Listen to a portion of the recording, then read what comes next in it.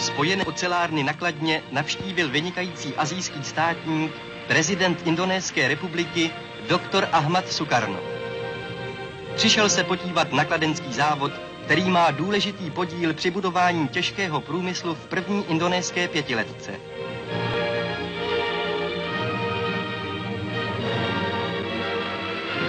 Po prohlídce závodu se indonéská delegace zúčastnila velké mírové manifestace kladenských občanů. Přivítali jste mne mezi sebou v skutku jako bratra. Proto chci, abyste mne oslovovali bratře Karno, řekl po uvítání indonéský prezident. Přivezl jsem vám mírové poselství 80milionového indonéského lidu, jeho srdce a lásku. Pojďme s velkým srdcem stále kupředu za velkými cíli, s velkým srdcem dvou národů. Slova přátelství zazněla i na Pražském hradě, když prezident Antonín Zápotocký vyznamenával hosta řádem Bílého lva prvního stupně.